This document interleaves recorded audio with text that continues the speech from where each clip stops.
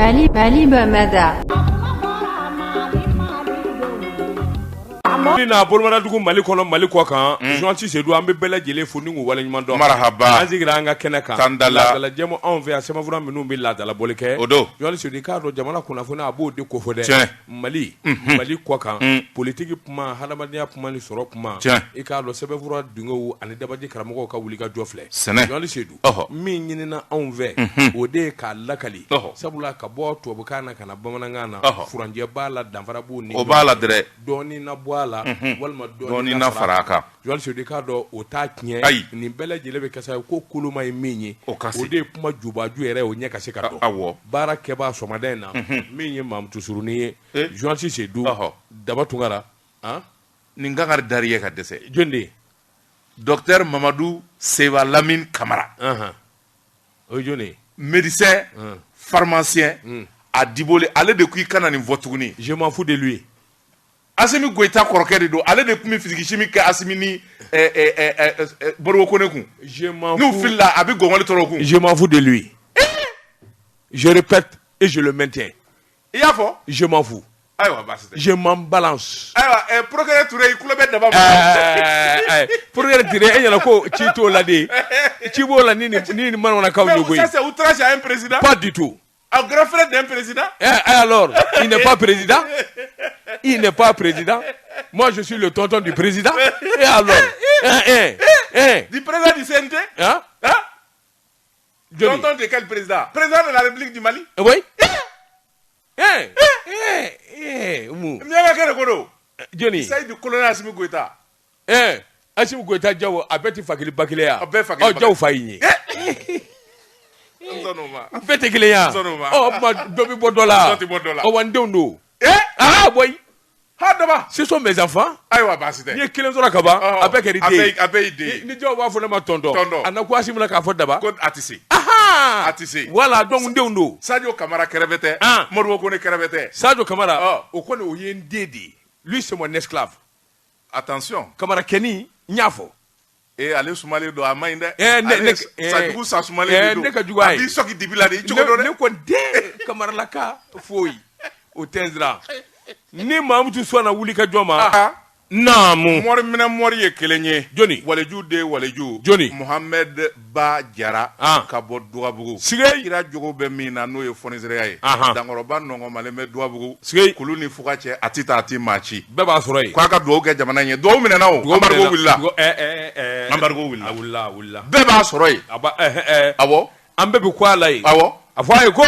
kwa jurumi ndo daba tungara la jurumi bisara ala ko do jirana ya rabbi daba tungara mbala chogo bedi Jean-Ti Sedou ne bengele ku ado mbi boni sebanye sebe mi nu kama ko l'indépendant kanabla mi nye sebeni nge atwa de ku Musa Sayon Camara Musa Kodi Musa akuika don sigi kungele do ka mi ngono o de sedawo kanywanye farafina masake minu nu bi jereje kulula mi ndo ay ko sedawo dia ko ya ko ika don awaka ko karaba mi zigile kundo Mali dala o bena ka kunungo fa wulila Jean-Ti Sedou ka akara nafo ikado fali boti karala sabula Malido nyara ma do ko kera andoraw futezi ibi futezi min donne anyo de kula kura tigera kura matige anga tafe am tafe jalala kura tigele do nyeta ye efela ma kulo bi la sa anga tafe mba kala jugodi na mu gele magi takala yele ndey mikro baraka kuma nga yele ko ndey yelende enye du mandika ne tabo o magara bare torju mene tanay tanay Jean-Ti Sedou ne sebenegala ko mi woni torju ye olu menana sa fa bele jilenve onyana ikalo arajo baraka danyi la anga baraka hala mbana bato ambake ya la hawla wala quwwata illa billah hala mbana bato ambi furakisa ukunu kana ke jago yala la hawla Jean-Ti Sedou ne sebenegala ko farafina masakew u bena kasa i k'a dɔn kalo 6 de kɛra an bɛ nin gɛlɛya in kɔnɔ sɛbɛnnikɛla ko i k'a dɔn bɛn kɛra kan min ye gɛlɛya in a ka wuli a bɛrɛta min kun ye Mali ye an yɛrɛ kun ɲini ka dege a la hali n'o y'a sɔrɔ gɛlɛya in ye maa caman sɛbɛ kɔrɔ tɔɔrɔ fɛn bɛɛ lajɛlen sɔngɔ yɛlɛla i k'a dɔn i mana maa ma ɲininka bɛɛ lajɛlen ko e t'a dɔn ko gɛlɛya bɛ wa ngo n'a ta bɛ malidenw mun kura n'a ye i k'a dɔn jamana ɲɛmɔgɔ Asimi Goyita n'a jɛw u ye kuma min fɔ jamanadenw ye an jɛna n'a ye ka tugu kɔ CEDEAO i k'a dɔn kunnafoni min dira Jean-Claude Kasiburu Jean-Claude Kasiburu ale de ye CEDEAO ka ciden ye ani CEDEAO ka kunnafoni laselikɛla a ye awɔ dɔnnikɛla kɛyɔrɔmaw wele kuma min ni masakɛw tilala awɔ ɲɔgɔn ye la a ko min ye Goodluck Jonathan i k'a dɔn k'u nana ci min na Bamakɔ ani Mali faamaw kumanen a dɔnna k'a fɔ yɛlɛma caman donna kɛwalew la sabula CEDEAO kun ye fɛn min ɲini o de ye bɛnka kɛ don kan kelen min ye katimu min ni gouvernement kɛlen bɛ k'o boloda faamaw kɛlen bɛ k'o boloda nin bɛ kɛ nin don nin bɛ kɛ nin don k'o ka fɔ Jean Seydou ani jamana sarabolo kuraw hakilina kuraw ani dabali kura minnu digɛlen don ɲɛ ka dɔn sɛbɛnnikɛla ko nin bɛɛ lajɛlen jalatigɛra awɔ Goodluck Jonathan fɛ masakɛw ye u y'a jira k'a fɔ hakaja sɔrɔ gɛlɛya u y'o wuli min ye minɛnw ye taa ka segin Mali ni a sigiɲɔgɔn jamanaw cɛ u y'o wuli min ye CEDEAO a lasigiden minnu kun biya Bamakɔ yan u bɛɛ lajɛlen bɛ segin ka na Mali kɔnɔ ni ka n'u ka baara daminɛ Jean Seydou k'a dɔn wulikajɔ bolo k'a ni jateminɛ kabini kununko mobili kan ka taa ka segin daminɛ avion kan ka taa ka segin daminɛ an ka saga tɛ taa dɛ ani nin jamanaw ni ɲɔgɔn cɛ a ko nin ko in sababu ɲuman min ye Fort Yasinbe Togokaw ka masakɛ o ye Dabatungara i y'a bila yɔrɔ min coye a ta ye n tɛ n bɛ segin a bɛɛ kan o bɛ segin a kan Jean Seydou n bɛ n bolo bugɔ ka don n bɛ bɔ ni sɛbɛn ye sɛbɛn min n'u k'a ma l'indépendant Musa Sanyo Kabara nin y'a ka sɛbɛn ye diyagoya ko min ani daga min zirilen kun don Mali dala CEDEAO fɛ a wulila kununko farafinna masakɛ minnu n'u bɛ jɛrɛjɛkulu la ko min ma CEDEAO u bɛɛ na kelen kan Jean Seydou a bɛrɛta malidenw kun ye ko in u tɔgɔ la i k'a dɔn gɛlɛya n'a ta bɛɛ maliden ma burudɔnni ma kɛ i k'a dɔn an sɔnna jamana ɲɛmaw tama Jean Seydou o b'a jira k'a fɔ maliden a b'a faso fɛ hali n'an kun ye san dankɛ ta Jean Seydou k'a dɔn maliden kun jɛnnen don n'a ye sɛbɛnnikɛla ko a ma ɲɛ min kɔ a kɛr'o ye min ye gwɛlɛya ye wariko taama ayiwa Mali ani nin jamana kofɔlenw ni ɲɔgɔn cɛ da bɛ yɛlɛla sanfɛla fara dugumana kan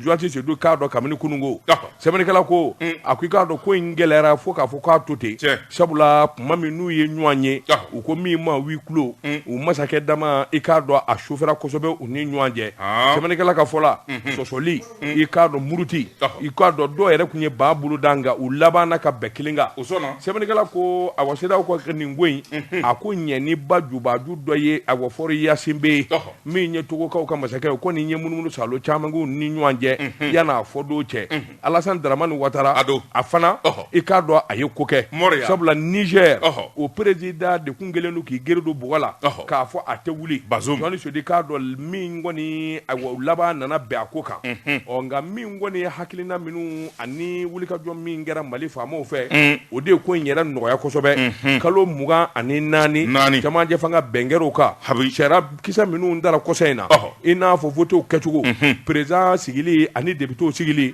o bɛ taa kɛ ka bɛn waati min ma o fɔli min ye jɛkulu ye min sugandira jamana masakɛ fɛ minnu bɛna jamana sarabolo kura bolo woloma ni ka katimu kura di olu bɛɛ lajɛlen de farala ɲɔgɔn kan ayiwa k'o lajɛ k'a fɔ jɔnwala o kuma an kun ye min ɲini i k'a dɔn sangɛrɛw ma Mali kɔnɔ sɛbɛnnikɛla ko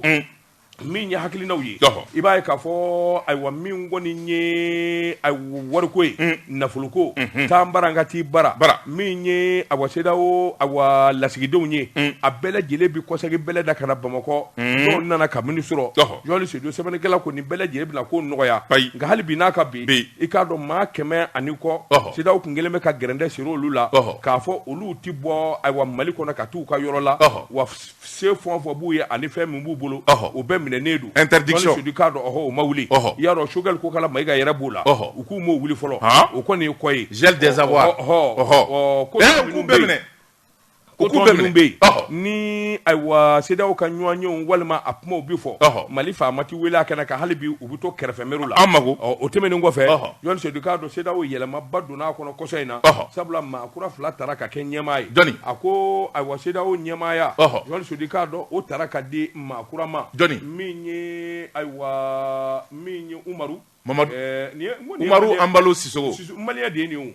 ye n ka bɛn n'a ye yan ye an bɛɛ ni kɛ kɔrɔ don a y'an janfa de a m'an janfa dɛ a ba bɛ bɔ yan de a ba jumɛn ye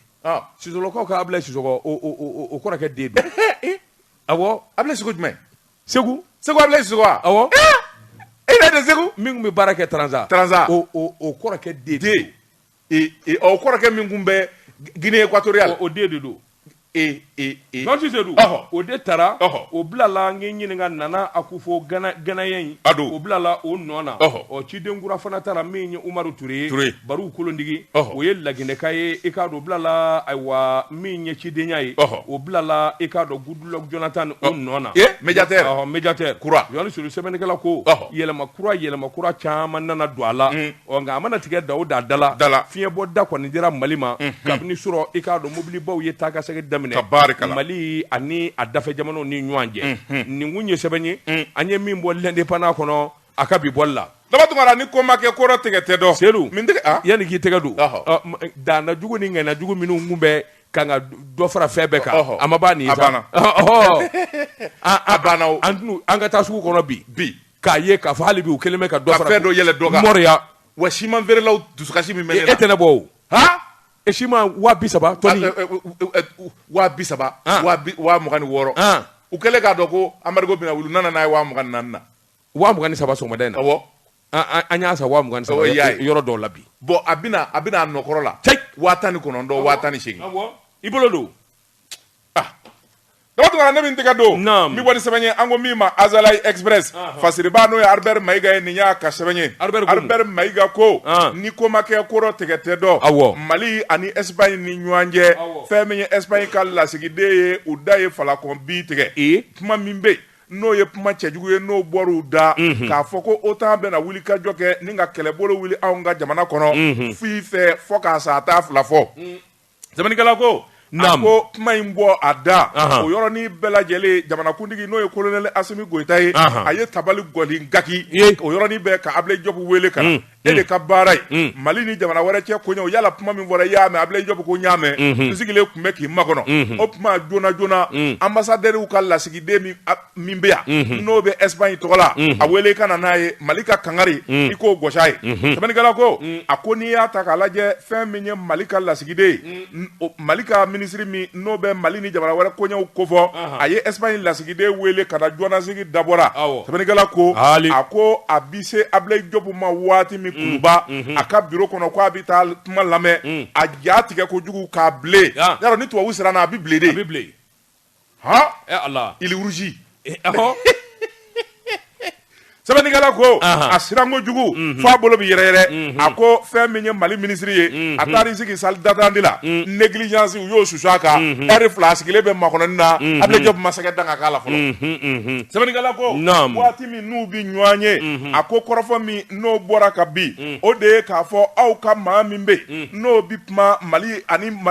ani jamana wɛrɛ cɛ kumaw la a ko n'i y'a ta k'a lajɛ kuma dɔ porokotora ka b'u da n'o ye Espagne kaw ye yala nin kuma in fɛn min ye Libi wale min kɛra a ye dɛnni k'o la ka na ta k'a lajɛ k'a fɔ OTAN bɛ wuli ka jɔ kɛ ka na Mali jamana kɔnɔ yala kuma in a sɛbɛ don wa aw dafilila de wa ko in yɛrɛ tiɲɛ ye mun ye sɛbɛnnikɛla ko a k'o yɔrɔnin bɛɛ fɛn min ye Espagne kaw ka lasigiden min bɛ Mali la a y'a da tulu la k'a da jaba la kalikasiyɛn ani dalafasanya a y'o de kɛ a ko fɛn min y'olu ka jamana ye n'o ye Espagne jamana ye nin bi ta hakilina ye nin sini ta hakilina ye k'a fɔ k'u bɛ OTAN la wuli ka na Mali kɔnɔ a ye k'u m'o laɲini don kelen sɛbɛnnikɛla ko a ko Ablaye Diop ko a ma o tuma mi kangari da ye i taatɔ filɛ nin ye n bi tile kelen d'i ma fɛn min y'i ka jamana ye n'a ma segin a kɔ ka yafa deli Mali fɛ an ye min ɲɔgɔnna kɛ Faransi la an b'o ɲɔgɔnna da Espagne kan awɔ sɛbɛnnikɛla ko a ko kuma fɔ fɛn min kɔni ye Espagnekaw ka lasigiden min bɛ Mali la a bol'o yɔrɔnin bɛɛ lajɛlen dayi ni ka taa don ambassade kɔnɔ telefɔni bi ci kumakanw bi bila fɛn min ye bataki ye n'o ye fax olu bi ci o yɔrɔnin bɛɛ a ma heure 2 bɔ Espagne jamana yɛrɛ a ka lasigiden zo min bɛ u nana bataki bɔ bataki min n'u y'o sɛbɛ o de ye yafa deli ye k'a fɔ u ka maa min borokotora ka nin kuma in fɔ sigi dɔ senfɛ ko nin tɛ Espagne ka hakilina ye bi nin t'a ka hakilina ye sini olu bi min ɲini u ni Mali cɛ o ye bɛɛ teriya ani badenya ye u b'o de ɲini wa min ka d'u ye o de ye k'a fɔ Mali ka fɛn bɛɛ lajɛlen kɛ min bɛ se k'a to Mali ani Espagne cɛ o baaraw bɛɛ lajɛlen bi sinsin cogoya min na sɛbɛnnikɛla ko a ko n'i y'a ta k'a lajɛ yafa ɲini sɛbɛ o de cira Mali faamaw ma sɛbɛnnikɛla ko sɛbɛ kɔni dilen Abilaye Diop ma o t'ale da Asimi Goyita ɲɛkɔrɔ o y'a sɔrɔ a ɲɛ kumunen bɛ coyi i b'a fɔ ko basa a ɲɛ bilennen bɛ sɛbɛnnikɛla ko a ko n'i y'a ta k'a lajɛ a ko fɔta n bɛ min ɲini o de ye nin ye a ko n'i y'a ta k'a lajɛ gɛlɛya min n'a bɛ Mali ni Espagne cɛ dɔ wɛrɛ tɛ bɛnkan min n'o tɛmɛna n'o ye MINUSMA ka mandat kura ye Mali faamaw kɔni y'a jira k'a fɔ u ti diɲɛ n'o ye sabula MINUSMA tɛ se ka to an ka jamana kɔnɔ u k'u sago kɛ o yɔrɔnin bɛɛ fɛn min ye Américain jamana ye ale kɔni ye jalaki caman bi Mali kan u ye kangari yɛrɛ da ko bɛnkan dɔ bɛ yen n'o ye sofa bɛnkan ye ko Mali diyagoyalen don ka MINUSMA to yen a ka yaala Mali dugukolo kan Mali faamaw ko yan ka di ni yen o ti kɛ sɛbɛnnikɛla ko nin zamasamali a n'a kuma caman de bɛ sen na dɔ wɛrɛ tɛ MINUSMA ale b'a fɛ k'a sago boli an ka jamana kan Mali faamaw ko bi ti ɲɛ o sini ti ɲɛ ni min bi kɛ o bi kɛ nka Mali ti sɔn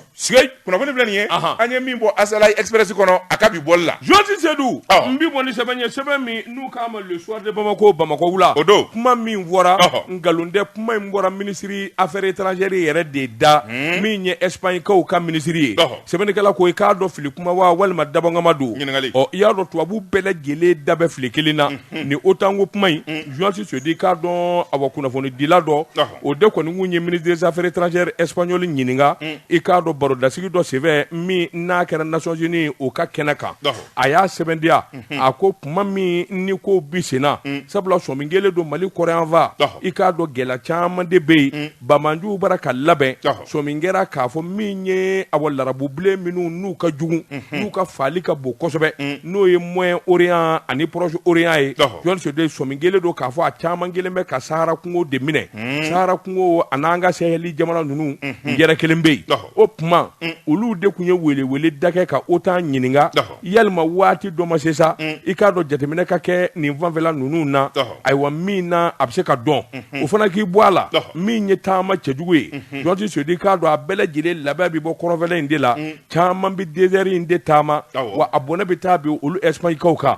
a ko ale ta fɔ kun ye nin de ye k'a fɔ de ye min ye Mali kɛlɛli ye walima Mali faamaw kɛlɛli ye o tɛ a fɔra ka da min kan o ye nin ye a ko tiɲɛ don n'i y'a ta k'a lajɛ min ye Bamandiya wale a ɲɔgɔn ɲɛnen bɛ Saheli jamanaw na a ko n'a fɔra Saheli jamana Mali dɔrɔn tɛ i k'a dɔn jamana fɛn o fɛn n'o bɛ awa Saheli jamana in kɔnɔ nin bɛɛ lajɛlen de ka awa nin bɛ ko in na o tuma olu kun ye sɛgɛsɛgɛli kɛ ka jateminɛ kɛ nka min kɔni ye Mali ani Espagne ni ɲɔgɔn cɛ badenya ani taamasira min b'u ni ɲɔgɔn cɛ fiɲɛ ti don la kuma in fɔ kun ye nin de ye k'a fɔ de ye ko gɛlɛya wɛrɛ bɛ ta ka Mali sɛgɛrɛ i n'a fɔ min kɛra Libi la olu m'o fɔ u kan bɛ min ma i k'a dɔn kɛrɛnkɛrɛnnenya Bamanju olu kɛlɛli min ye awa taama cɛjugu ye olu kɛlɛli a k'o damanda de y'u bila nin kuma in na nin kun ye sɛbɛn ye an ye min bɔ soir de Bamako kɔnɔ Bamako wula dabatugara ne bɛ n tɛgɛ don dabatugara ne bɛ n tɛgɛ don min bɔ ni sɛbɛn ye an ko min ma le challenger fasiriba n'o ye Bubakari Idrisi Jara ye Idrisi ko y'a ka sɛbɛn ye hali Bubakari Idrisi ko journalistes ani kunnafoni di siraw u ye lajɛba min kɛ u ko min ma salon des médias a tako fɔlɔ a bɛnna sababa ma a ko fɛn min ye lajɛba in ye a kɛnɛ sɔngɔnna an ka jamana kɔnɔ k'a ta juin kalo tile 30 ka taa bila juillet kalo tile 2 la a kɛra palais de la culture Amadou Hampâté Bâ la a kun ɲɛmaaya dilen bɛ an ka jamana minisiri ɲɛmaa ma n'o ye Dr Choguel Kokala Mayiga a nɔ na minisiri min bɛ n'o bɛ kunnafoni di kunna o de ye Aruna Mamadu Ture ale taara ka taa premier ministre jɔyɔrɔ fa sɛbɛnnikɛla ko a ko n'i y'a ta k'a lajɛ fɛn min ye nin kɛnɛba in ye a kɛra nisɔndiyaba ye sabula fɛn min ye jɛkulu minnu bɛ n'olu ye hakilina fara ɲɔgɔn kan n'o ye différence communication ka fara fɛn min ye CREACOM kan ani GEPAC ninnu bɛɛ lajɛlen de y'u bolo di ɲɔgɔn ma maison de la presse ka fara kunnafoni di sira tɔw kan n'o ye kunnafoni di so u kungo bi fɔ yɔrɔ min n'o ye fɛcɛriw ye nin bɛɛ lajɛlen de kɛra kelen ye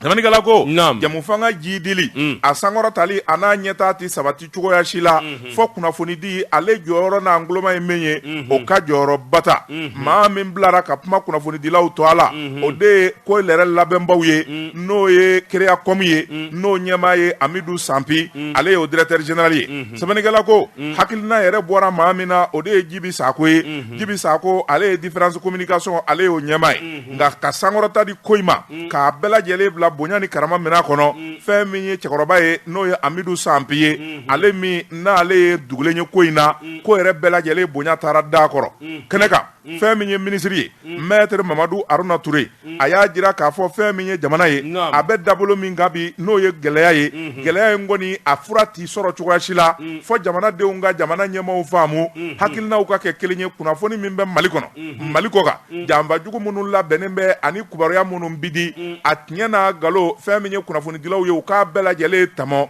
a lɛgɛsɛ ye min ye ni k'o da jamanadenw bɛɛ lajɛlen tulo kan sɛbɛnnikɛla ko a ko n'i y'a ta k'a lajɛ o sabatili kunnafoni dilaw ani kunnafoni di siraw olu de b'o wuli ka jɔ kɛ a kɛrɛfɛ Isa Kaba Siribe ale kun ye commission d'organisation président ye ale y'a jira k'a fɔ nin hakilina ye journalistes ani kunnafoni dila denmisɛn dɔw de farala ɲɔgɔn kan ka fara fɛn min ye kunnafoni di jɛkulu dɔw kan n'o ye agence de communication ye min bɛ se k'a to nin ka kɛ kɛnɛ ye sigi ani hakilina ka kɛ kelen ye o bɛ se ka dɔn cogoya min na kunnafoni dilaw jɔyɔrɔ Mali kura la ani Mali ka basigili la o bɛ se ka fɔ cogo min ani o bɛ se ka dɔn cogo min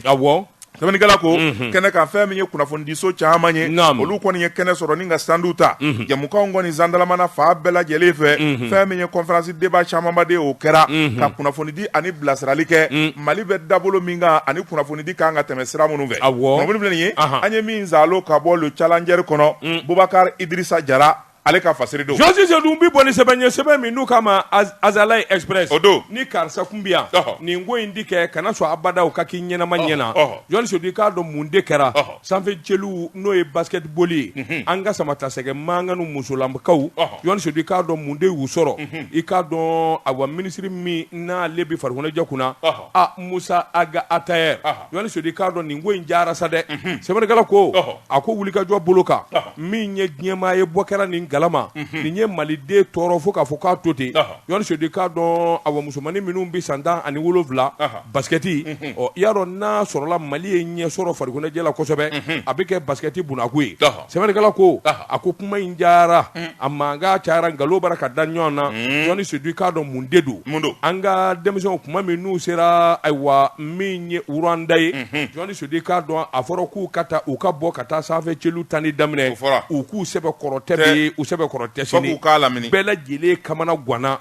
denmisɛnw ka nin ko nin gɛlɛyara koyi min ye awa faden kɛnɛ kan n'aw banna ko a tɛ jouer yalima a kɛra cogo di Josi Sedum nkalon caman de tigɛra u ye sɛbɛnnikɛla ko awa denmisɛnw ka taali gɛlɛyara fo k'a fɔ k'a to ten dɔw yɛrɛ ma se ka don pankuru kɔnɔ ala ni sɛbɛn sɔrɔli o gɛlɛya passeport ye ani taama bɛ kɛ sɛbɛn minnu ye ma u dɛsɛra k'olu ɲɛnabɔ caman tora yan Josi Sedum minnu sera ka taa sɛbɛnnikɛla ko kabini u ma taa u y'a ɲini k'a fɔ prime min bi d'u ma tɔrɔmɔɲɔ min n'o layidu tar'u ye k'a fɔ u bi d'u ma u k'u ka wari di Josi Sedum k'a dɔn u ko a y'a hakili sigi i n'a fɔ sini ye taali ye a tɛ don avion kɔnɔ abada n'a ma wari d'aw ma Josi Sedum k'a dɔn avion nana jɔ u ko an ka wari kun u k'a ye don a ye don n'a sera yen i k'a dɔn n'an sera ni avion jiginna dɔrɔn wari bɛ taa kunbɛn aéroport yɛrɛ la Josi Sedum fɛn ma di ka t'u bila siso kɔnɔ o dugusɛ k'a ye bɔ ka taa bɔlɔ ta denmisɛnw kumana ɲɔgɔn ye u k'u ta ta bi u ta ta sini n'u ka wari ma d'u ma Josi Sedum k'a dɔn ɲɛmaa minnu bɛ yen fédération malienne de basketball i k'a dɔn ministère mɔgɔw u y'a datulu la k'a da jaba la u k'u sɛbɛkɔrɔ tɛ sini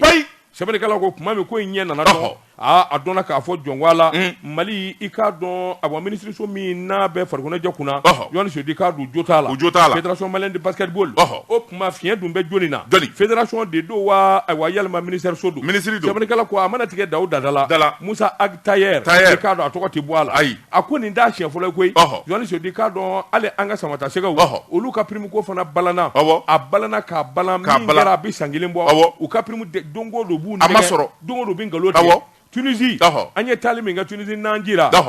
ja nin bɛɛ ni maa ni non bon nin bɛɛ de b'an ka défaite la o nin bɛɛ de b'a la e ni jamana min bɛ jouer prime ba dilen b'olu ma et puis i b'a dɔn u ka prime ninnu ye joli ye 100 000 par joueur toute la compétition 100 000 n'i ye malo ta ka bila i ka so ka kuransɔngɔ di don o don n'i y'o nasɔngɔ bɔ a la e bɛ na ka bɔ compétition na waati min kalo kelen ni dɔ o bɛ na 100 000 tɔ sɔrɔ yan 100 000 je te dis ah non la kana k'i kɔnɔ ko million do par joueur dɛ 100 000 par joueur Tunisie Johan se dit cadre match retour qualification mondiale sɛbɛnnikɛla ko joueur y'u ban k'u ti jouer ala de farala an ka o don commerçant dɔ de tun bɛ yen i k'a dɔn o de ye wari bɔ a kun a don k'a fɔ bon ne b'a wari sara an na ne ka wari sara ko n'o kun tɛ Johan se dit k'i k'a dɔn ballon kun tɛ taa Tunisie sɛbɛnnikɛla ko nin ko damanda Mali dun an ko Mali kura Johan se dit fɛn minnu kun tɛ kɛ IBK tile la n'a fɔra k'olu bɛ kɛ ayiwa Assimi Goïta tile la Johan se dit k'a dɔn maloya da don sɛbɛnnikɛla ko nin ko damanda manga i b'i denmisɛnw fara ɲɔgɔn kan u ka taa faso kunnawolo Johan se dit k'a dɔn i ye laju min da u ye i k'a dɔn o dili o man ka bala hali miniti kelen o kuma tiɲɛ ka fɔ minisiri Musa Agtayɛri ye n'a sɔrɔla a ka wuli ka jɔ a n'a ka cɛsiri kun ye malikurako ye Johan se dit k'a dɔn a ka jateminɛ kɛ fɔlɔ mɔgɔw ka ayiwa prime ko la nin ye mun ye tan Musa Agtayɛri a kumana o a ko ninnu joueur ko maalankolon don ko faso janfalaw don ko faso de ɲumanya i kan ka baara de kɛ faso ye fu i t'a kɛ k'i bɛ baara de kɛ faso ye patriotisme on en a assez de cette histoire là o tɛ kɛ ko n'i ye baara kɛ faso ye k'i bɛ sɔrɔ k'i ka droit réclamer nin denmisɛn ninnu a dɔw bɛ yen hali i k'a dɔn hali ka mɔni tobi u ka so i b'a sɔrɔ a t'u bolo c'est vrai dɔw bɛ loyer la quand tu les promets n'i ye promesse d'u ma ne hakili b'a la o sandiya basketikɛlaw promesse dir'olu ma i bɛ ka tile hali bi a ma di ko du bɛ d'u ma si je me trompe pas ko du bɛ d'u ma ani wari ni fɛnw mais o ma di mais pourquoi i bɛ mun baara kɛ faso ye e yɛrɛ bɛ vɛsi kafiru ni dagabana mobili kɔnɔ avion kɔnɔ yaala la merde wayi maa minnu n'a bɛ balo olu la a tɛ foyi don non o tɛ se ka kɛ o i ye denmisɛnninw de ye ninnu ye e ye farikolo ɲɛnajɛkɛla jumɛn ye k'i bɛ t'i bolo si a ka so la k'a ka so ka ɲi a bɛɛ bɛ luwanse la maɲumako la luwanse ni maɲumako fakɔrɔni ni bakɔrɔni wari minnu bɛ d'u ma a y'o d'u ma ka sɔrɔ u ma tɔɔrɔ n'a y'a sɔrɔ u bɛ sara kalo la kalo o kalo i bɛ nin f'u ye mais u tɛ sara tant que i ma sélectionné cette fois-ci là je soutiens les joueurs vraiment ni layidu de dir'u ma k'a bɛ d'u ma et qu'on n'a pas donné vraiment ils n'ont pas fédération ni fɛn u jo t'a la u tun bɛ se ka ballon tan de ko an taara fadenkɛnɛ kan ka bɔ u tun b'a tan de u b'o ta cogo di dumuni ma kɛ so patriotisme faso de ɲuman u b'a ta o la kɛ faso de ɲuman jumɛn u b'a ta malidenya na ten kana ten awɔ faso de ɲumanya da y'anw da in de mugan di dan anw ma an ma mugan ɲini wa an b'a sɛbɛkɔrɔ voilà non ni min ko k'a tɛ se o la a tɛ se de ni mun ye sɛbɛn ye an ye min bɔ Azala Express kɔnɔ a ka bi bɔli la dama tɔgɔ la ne bɛ n tɛgɛ don ni bɔ ni sɛbɛn ye an ko min ma la sirène masiriba n'o ye Baba Traoré ye nin y'a ka sɛbɛn ye Baba ko a ka di na tɛ dabila diɲɛ negetɛnɛ kɔ siga t'o la a ko an ka taa université des sciences juridiques et politiques politiki ani sariya bi kalan yɔrɔ min na école karamɔgɔw yɛrɛ bɛɛ fɛn min ye janfa ye k'u y'o ta ni ka jamana sɛgɛrɛ sabula yen kɔni kɛlen bɛ diplôme langolo n'i y'a mɛn faux diplôme ko yen kɛlen bɛ a jiginɛba de ye sɛbɛnnikɛla ko a ko n'i y'a ta k'a lajɛ fɛn min ye minisiriso min n'a bɛ sanfɛkalan kunna baara dira ma sabula syndicat minnu yɛrɛ n'o ye école maître ka syndicat ye olu yɛrɛ de ye sɛbɛnni kɛ syndicat jɛkulu fila n'o ye SECMA ani ISJPB o syndicat olu y'a jira minisiri la k'a fɔ olu yɛrɛ école maître ni ɲɔgɔn cɛ ko kalandenw ka niveau jiginni ani kalan donni ngalama na k'a fiɲɛ dɔ ye diplôme langolo k'o de bɛ maître caman bolo minnu kɔni bɛ ka cours di université la sɛbɛnnikɛla ko u bɛ cours min di o de ye kalaninjɛ walima fɛn min ye kalan yɛrɛ ka taa pratique kɛ u b'o de di ko min ma TD sɛbɛnnikɛla ko a ko n'i y'a ta k'a lajɛ ka bɔ jɔyɔrɔ dɔ la ka taa jɔyɔrɔ dɔ la école maîtreya kɔnɔna na u b'o bɛɛ lajɛlen de kɛ ni diplôme langolo ye o tuma fɛn min ye comité syndical fila n'o ye SECMA ani SUNESIBU o ka bolofara min bɛ université des sciences juridiques et politiques la Bamako u ye sɛbɛnni kɛ k'a ci ministre de l'enseignement supérieur ma o tuma ka wuli ka jɔ kɛ joona fɛn min ye diplôme école maître bɛɛ kana n'i ka diplôme ye kelen kelen n'u nana n'a ye a ka lupu d'a ɲɛna k'a bɛɛ lajɛlen larawe diplôme ninnu bɔra yɔrɔ min a n'u dilanna yɔrɔ min na a ka taa yenkaw ɲininka n'a y'a sɔrɔ diplôme ninnu yɛrɛ lɛgɛsɛw don sɛbɛnnikɛla ko fali bɛna ye sange jukɔrɔ sabula école maître caman bɛ yen san caman n'olu ye sanfɛkalan maître ye olu kɔni binnen bɛ jamana de kan kalan min n'a t'u la u bɛ k'o diplôme fu de dilan ni kana jamana wari ta ni k'a bila u juga la sɛbɛnnikɛla ko a kɔlɔlɔ ye min ye u kan ka kalanbolo ani dɔnniya min di ekɔlidenw ma o ti dafa sɛbɛnnikɛla ko baara bi kungɔsilenya min ɲini n'o ye discipline ye a n'a kɛko ɲuman ye o ti dafa sabula a diplôme lankolondigi caman bɛ yen u kɔni da ye wari ɲini de ye wa a caman yɛrɛ ti taa cours di u b'u dalen to so ka brochure dama labɛn dɔrɔn k'a di ekɔlidenw ma n'i m'u ka brochure sa u ka matière la e ti passer awɔ kalan labannaw la n'i ma mise ka brochure sa a ka matière la e ma brochure sa o yɛrɛ si e tɔgɔ ka y'o kan i tɛ moyen sɔrɔ hali ni i kalanna i b'a fɔ dictionnaire mise tɛ moyen d'i ma Allah, il y a un problème, franchement. Brochure 20 000, 30 000, 40 000. Allah. Ni on a Mali. Mali de fleur. Wa monsieur ka cours ni mi toko seba la. Iti moyen ni soro diena. Hal ni mata ibi toko seba ni kalo sara ibasara. Wa fla wa nani wa duru. Mali université be fleur. Joan Cizedou. Mais ni toko seba hal ni mata sa cours kara ni mata monsieur bi moyen dima. Hein? Donc ni toko seba cours bela ibita idaso ni samba na ibitika diplôme ne. Et voilà. Voilà. Je profite pour dire à la transition à Assimi Goïta, ça sera un des échecs les plus cuisants de la transition. N'a y transition ba n'a ma malé ko ko nyana bo ama fenda amanye ça c'est un problème hein amanye ngo on ma défaut soro ayi tu n'as pas l'idée a benen ni samale ne de wolo vla che ikala ne de ba fi kunlo ka ci sans aba ha nga na défaut la sans aba ka dessert sans aba on m'a passé toki la troisième année ne bi défaut ka chambre je sais du cadre le résultat bora ngundita résultat bora là parce que je sais que je vais passer tellement qu'il dambi là non maître munum na sage ka anguna en 9e ne nana nga 9e là ba ka misra école sud là ha maître munum na sage ka anguna ba fa na ma ko monsieur c'est-à-dire na ye tableau gauche na erreur ka ro mi ba fa nguna monsieur erreur et fil ni yoro na erreur ben ni yoro na ha mais non on n'a pas eu le def et na école D ni so école D na ni ne nous sigira pumana ou bien nga tonton nogo France université de quelle université à Paris ngo daga D l'université de Ségou Misra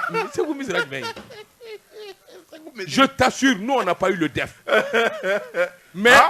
on a niveau ni 600 000 mbora insip ne enana c'est pas possible c'est pas possible comparaison zéro mais ça c'est quoi ils sont nuls jusqu'à nuls bon je dis Mali problème d'amener école ko la wati mi ba don les enseignants même c'est eux même qui créent des problèmes c'est vrai démocratie nané Mali école ko janva d'amener na kabino do et pourtant c'est des enseignants qui étaient au pouvoir à l'époque au pouvoir Alpha Omar Konaré il y avait l'IPEC Alpha Omar Konaré de IPEC Datougou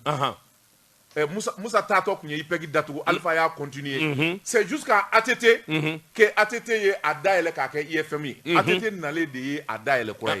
o de IFMI on ye sanvolo ke metida kalana IPEC do kangaba mais l'année suivante 2002 ATT mana 2002 2003 ATT a yelema ka ke IFMI Institut de formation des maîtres donc ka kalansiraw do akono ka ba do ala mais o ya soro niveau tiena depuis Moussa ka man fanga bi ba watimi kana se Alpha ma Alpha de a to chudu non on y a défié c'est-à-dire de 91 à maintenant oui c'est-à-dire tous les hommes politiques pratiquement qui ont passé ont participé à la destruction c'est-à-dire à la destruction totale physique morale du niveau de l'école malienne. Oui.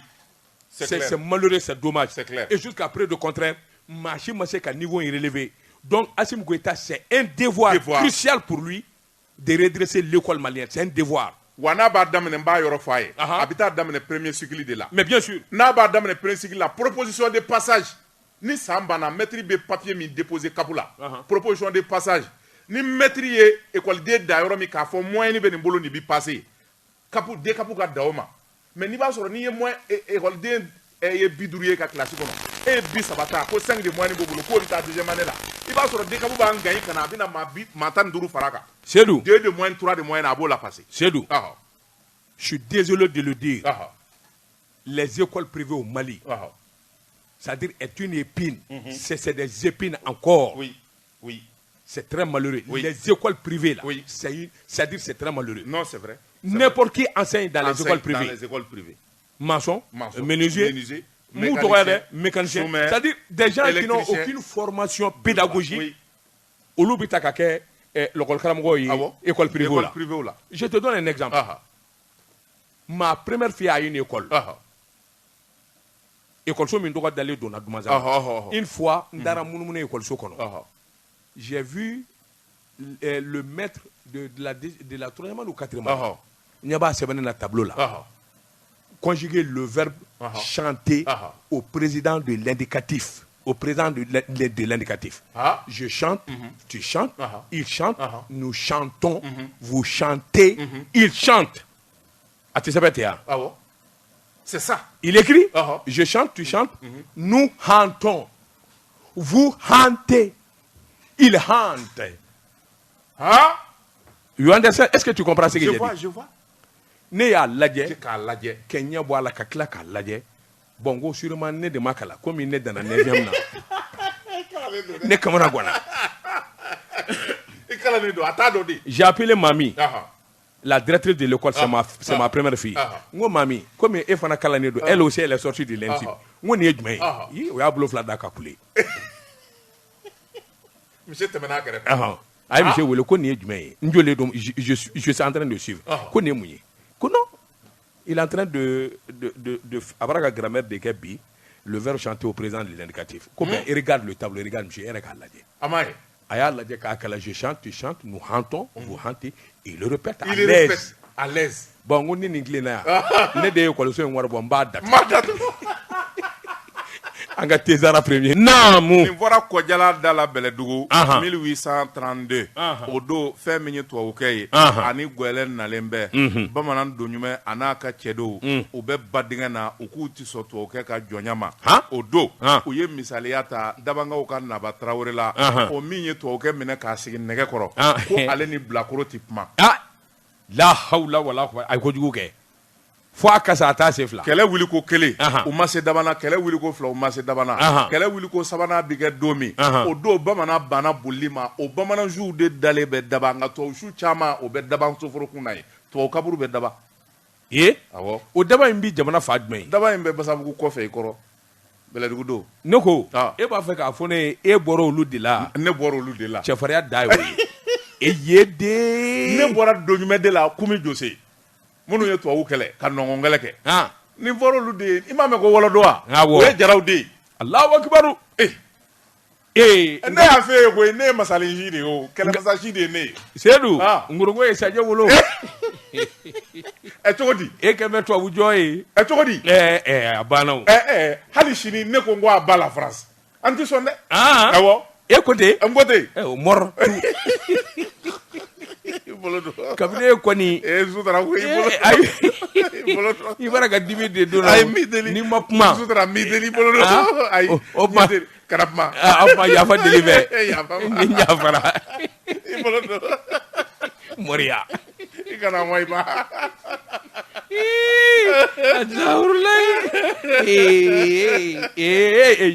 ejɛ de yɛlɛma ye ko tiɲɛna ko tiɲɛna ni yɛrɛ o fɔ ka ban a kuma ɲɛna nɛgɛ haya b'u bolo dibila b'u bolo sufini b'u bolo o bɛ bilen wa a bɛ nkalon bi awɔ i bolo don Georges Seydou ne bɛ n bolo bugɔ ka don n bɛ bɔ ni sɛbɛn ye sɛbɛn min n'u k'a ma le soir de Bamako wula o don ni maa min bɛ chambre de commerce président dɔn Yusufu Bajil a k'a fɔ a ye ko arajo jɛka fɔ mɔgɔw b'a la k'a k'an wele en direct sabula min ye CEDEAO ye a ka ko daminɛnen an y'a ɲininka a ye kunnafoni caman di jago kan sisan min ye CEDEAO ye u ka nkɛlɛnkɛ wulila i k'a dɔn embargo wulila o tuma jamanadenw sigilen bɛ ka juraw kɔnɔ min ye Yusufu Bajil k'a k'an wele Jean Sédou Kadon nya fi ngumi boni seba minu ka maswar de Bamako wula Jean Sédou Kadon mi nye grand armée Mali sordasu e Kadon Mali amarfatigu Jean Sédou Kadon mi nye mena kamarai Jean Sédou Kadon kata banani ani sulasagi woro Jean Sédou Kadon bamanje jereje kula abibu dakwa mabbe ngona tabe Jean Sédou Kadon butoka shonike butoka balnake seba ngala ko surasu kulu tika suna bana uka dumunike bana ala nye dongo do da Jean Sédou Kadon ni bamanju be karnywana ako min woni wuli ka jo ani jatemina min nye bamanje wale tinyeye nga so ni namarato ni ngalundigela ani bingani ka wale olu fana tambe nyami bamanju la ako aywa ansongo kosa ina ni wati damadoina kuna foni minu wulle do bamanju ko ni min vara dandala Jean Sédou akarana fo sampere de baraka jiguka ku kungoloti ningu dafara seben kala ko Mali sordasu onu jenyon olu fana be wule ka jola seben kala ko ako minye awawati temene nye Jean Sédou Kadon bamanje wale mata fo kwa bi bangwe nga bi no ya kosobe Jean Sédou Kadon dabu ye sunatu ye uti to eble Jean Sédou ka fo angu to ka tu labenga no kumate nu etawulu laya ubi boli kata yoro me butu kumbe ubu dashi ubi boli kata yoro me butu kumbe ubi tasuma menuna nu dona dinga kono ubi tasuma kuka Jean Sédou Kadon fanda nani bele jele ko ngembe bone de minye bamanju bolo semenekala ko aywa jereja kulu minumbe minu vara lembe anga surasuka ka deme boloda ina fo gatia MSA Jean Sédou Kadon nunu vana nunu baraka tasuma wuli korovela la fa bele jele la mena ka favela ina bamanji ndungu shilatunu sebenekala ko shumandi klemandi bamanji ya koni na madabla koni Jean Sédou Kadon kabako na dauka akoni wuli ka joba imbisena jekulu manga ni kuma dola olu taka faranyo anga ninga ta bone wuli abadugudew na gwanza minu ma bon Jean Sédou Kadon ka dabali kura yode uti dore nyini ka babali ani jatigeke dugudew na marafata minu mbolo Jean Sédou Kadon wasa uluku ka dugubla mo mana ulu tato nu natoy ulu sira nedo Jean Sédou Kadon obandu soutien sebe kala ko sorasu yeni mbele jele famu ni de ko ni ngembe sababu ye ninga dusu do anga sorasu la ka do faru ka kewaleka Jean Sédou Kadon dugu minu mbe ni bamanju ba nyini kata o dugu lamo babali ningu jatige wasa dugudew nga boli sebe kala ko ngelenge de dambe o dugu bele jele la mugu ni kise ni marfa ni tasuma Jean Sédou abishuru klefe bamanju kwani akomina ka lamini ngwani Jean Sédou ami doni mina kobi ye ngwani ngembe wamani kelede akika do shumandi klemande wati dabla l'armée ni ngunye sebenye anye mizalo ninga bo sorde Bamako kono Bamako wula Labatungara be sebe mendega do ka boni sebenye ango mima indépendant parce que ba no ye Musa Bilali Siribe ni ya ka sebenye Musa ko ako fe menye péage barakelaw ye kelembe ka soni bo jamana no fe sabula fali digelembola sebenye kala ko ako Sibrido je kalo cliff la temene fe menye CDTM o jabala la fe menye syndicat ye no be péage atige fere ba ukofo utara katu kadusuma kasaya jira na foni di baro senve uko fe menye dandeme wale fali jugu ode talembe ningolu segere sabula amedo mina kobi ya jira ka fo jamana koni abolo koni jiginembe olu kala kanangola kuma tigiu oye se kunye se du jaloye ale section syndicale PAJC olu ka nyamaye akadanga Mahamadou Traoré kapara Yakuba Konate ka secrétaire administratif ani Awa Diallo o yere PAJ maye tani kala ko ko olu ka tondeu obi kule ka bo jamana na sabula obi bara ke hotumo ani danganiya mingono a cheka jugo fo kata fo kwa toti Seydou Diallo ko ako fe menye autorité routière o de olu ka chakeda e asigi faradama senga san 2007 kana bla bila kelaya chamamba de be olu ka sandani duru bara temene ngofe ya jira ka fo sara min bi duma o sara ngoni ndi bolige sabula olu bu ni de fili o be kungokolo fanda banda de kono fe min ngoni hali dumini soroli o kagele so peaju bi sigiro me ati sigi dugu kono abi sigi kungokolo fanda banda de konana o temene ngofe ka boy o kala kanambalia ako o de kaju sebe ani président Youssou Bachili bi ɲɔgɔn bolo i k'a dɔn chambre de commerce président an bɛna ɲininka i k'a dɔn CEDEAO ka diyagoya ko wulili yalima mun nafa b'a kɔfɛ Bachili a ni sɔgɔma alors Youssou Bachili an b'a da mɔgɔw tulo kan e de chambre de commerce président ye ayiwa an bɛ donni minɛ i ko bi kunnafoni bɔra ka bin kabini kunu maliden caman b'a la k'a fɔ min nisɔndiyalen don CEDEAO ka gɛlɛya k'a wulila gɛlɛya in wulili yalima a bɛna ni minɛn nɔgɔyali ye wa kelen yalima an bɛ donni min na ko bi maliyɛn jigi dalen don juraw ka kosɛbɛ yalima a fana bɛna fɛɛrɛ jumɛn tigɛ waasa lafiyabɔda bɛna maliden bɛɛ ye bi fo ni ɲininkali la fɔlɔ ni kibaruya duman in depuis kunu maliyɛn bɛɛ bɔra kalama k'a fɔ ko ɲangini mun tun taara ka an ka jamana sɛgɛrɛ depuis janvier kalo tile 9 CEDEAO ni UEMOA cɛ b'a fɔ ko embargo ka frontière bɛɛ datugu minɛnw tɛ bɔ minɛnw tɛ don ko minɛn damadɔ o sanction économique financière ni fana an ka état ka wari minnu bɛ banque la DCAO la o y'a fana bloqué société baw minnu bɛ Mali la yan minnu ka wari bɛ banque la kɔfɛ fana n'o fana bloqué k'u t'a sɔrɔ a ye gɛlɛyaba de se jamana ma mais jamanadenw ka wulikajɔ ani faamaw ani secteur privé ni société civile o y'a to ko in kɛra cogo dɔ la mɔgɔ ma sigi n'a ye a bɛ kɛ cogoya min na ni kun ye maliyɛn caman ɲininka ou bien CEDEAO ni UEMOA mɔgɔ ɲininka u b'a fɔ kalo kelen bɛ se yɔrɔ yɔrɔ i b'a sɔrɔ an jɔra ala barika la nin y'a kalo 6 ye an bɛ se k'a fɔ ko fɛn gɛlɛyara Mali la mais k'a fɔ k'a tɛ sɔrɔ o ma kɛ fiyewu o cɛsiri nin o ye bɛɛ de y'o kɛ état y'a ta kɛ secteur privé y'o ta kɛ parce que gɛlɛya ni mɔgɔ k'i ma ko gɛlɛya ma k'a la nkalon don gɛlɛya yɛrɛ de kɛra la kosɛbɛ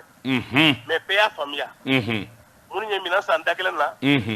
y'a faamuya k'a fɔ ko gɛlɛya bɛ yen sɔnna minnu fana y'u cɛsiri ka na ni minɛn ye état fana jɛra jɔyɔrɔ ka kan a ka sali caman bila mais minɛn ni catégorie 2 don minɛn dɔ nana gɛlɛya embargo kɔnɔna la i b'a dɔn diɲɛ bɛɛ ye gɛlɛya dɔ sɔrɔ Russie ni Ukraine ka kɛlɛ a kɔlɔlɔ sera diɲɛ bɛɛ de ma o gɛlɛya nana sɔrɔ anw fana ka gɛlɛya wɛrɛ bɛ yen o mun ye embargo ko ye bon an ka gɛlɛya kɛra 2 ye embargo tun bɛ yen o gɛlɛya b'an kan ka na Russie ni Ukraine ka kɛlɛ kɛ o fana de gɛlɛya nana fara an ka embargo gɛlɛya kan o gɛlɛya kɛra 2 ye donc o bɛɛ la an ka jamana sera ka a supporter fo ka se bi ma n'a fɔra ko levela kunu o ye kibaruya duman ye gɛlɛya dɔ bɛ yen an b'o fɔ tuma bɛɛ essence taji ani blé ani engrais olu caman mun bɛ tun bɛ CEDEAO kɔnɔ yan ou bien diɲɛ bɛɛ kɔnɔ a tun bɛ bɔ Russie ni Ukraine de fɛ misali la Russie ni Ukraine 2 blé bɛ di diɲɛ kɔnɔ 100 o 100 olu 2 de bɛ 50 kɛ minnu 2 kɛlɛla diɲɛ bɛɛ b'a santi kosɛbɛ CEDEAO kɔnɔ yan nɔ essence mun tun bɛ consommé yan kosɛbɛ min ye gasoil ye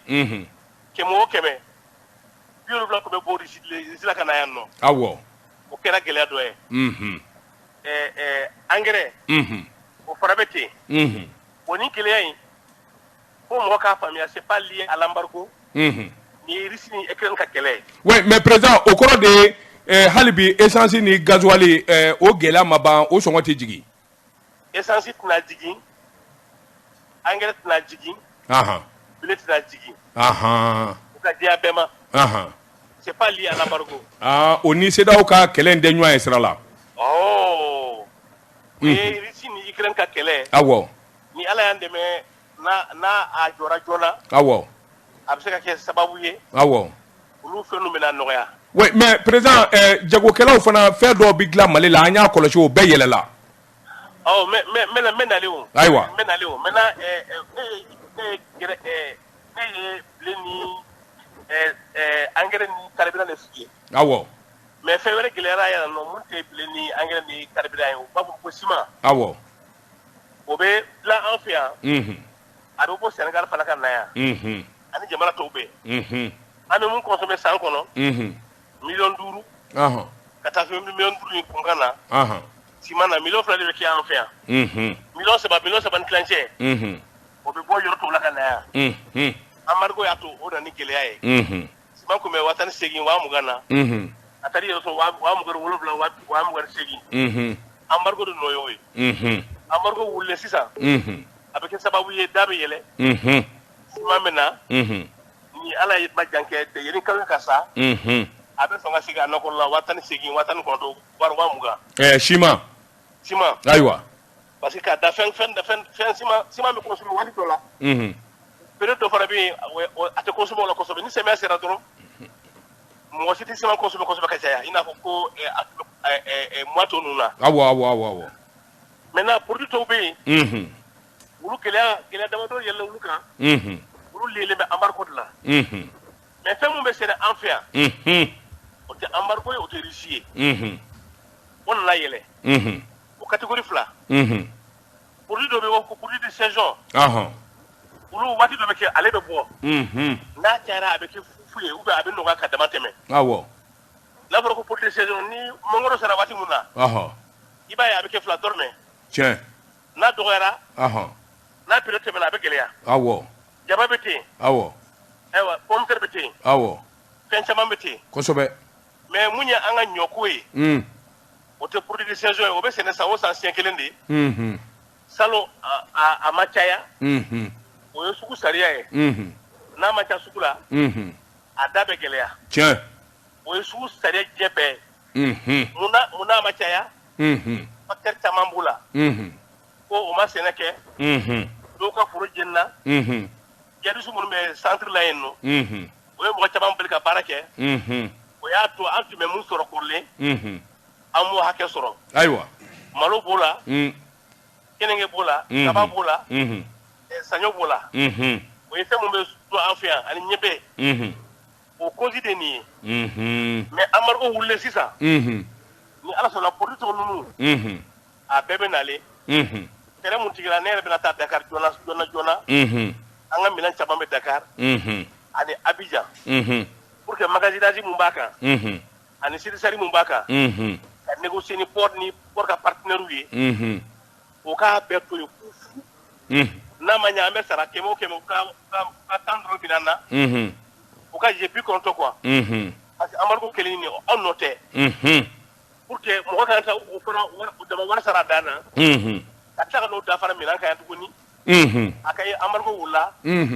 o fema bo milana oui mais président anya koloshi chambre commerciale wele dake hali gelapma o nata be jura do be o yutugu ka fon gelea bon andale do ala fana nogoni ve est-ce que chambre commerciale bina wuli ka joke même se ka to jura bu berebe ka be jamana do ma parce que jamana a gelara ere di anga tian fo nyoanyi est-ce que chambre fendo be niki ma anga minam baden fini Dakar ani pornuna nanye fereke 600 ni alama bashike nu le daile halbi sini be ame volta kata Dakar awo kata di dogunge no négociation la uka je uka fere no ko mina kana ko ka chaya akana suku ko ka chaya mina saria do oyi na kera suku la fuka fa tote oiche a pribe tiki fo mo ba sina ya bi hakimuna oiche odrori ya furai basite abadin sino message tira beka keta karibira fleni mun be karibira ke ujere nae ka je uka toro doko pour que pri propos aka ta kema flala awo karibira ke bi ke meni bi worowa abola na ma se commerçant jera uka toro doko eta jera aka sali doko il ko met ke feri de kema fla anta ndoni mo ka famia aw ni jaba to tegeli nyew karibira me bo yoro bela abi na pe ko chenuna mais on ba boyeno ka poro warsara ka transport wala kana ba ko yallo yo calcul li kilo kelen fen muga magaya abubo o ka to la quoi ate ko di bar la ate Sénégal la ate ko tunu ate Lomé ate Benin ate pe côté numbela defensif leni et sans compter aussi on va faire tono ani eta fara ka tono eta fara ka sali ni da fara ka yago la karbe be kelea oiche a yoro ke ka yafa doko afana yafa doko o da dina la gele nana no ya ba se ala je na inu daile bi ni adu na daile bi ka am ta Dakar daile Osman dama elewa aywa compagnie quoi même compagnie ma avion no lu daile bela même se ka voyager al ministre se ka voyager pour information aywa d'accord mon se ka voyage u bɛɛ bɛ se ka voyage bi. U bɛɛ bɛ se ka voyage. O k'a sɔrɔ compagnie ninnu ye fɛɛrɛ tigɛ. Ka avion siraw fana dayɛlɛ. Depuis kunu y'a mɛn a tɛ 30 minutes bɔ compagnie dɔ ko k'ale y'a dayɛlɛ Air Ivoire. Ah Air Ivoire y'a dayɛlɛ kabini kunu. Depuis kunu u ko bi k'u bɛ ka vol kɛ ne y'a mɛn. Ayiwa. Mais Sénégal hali Sénégal cɛ avion mun b'a sen fɛ a sira la.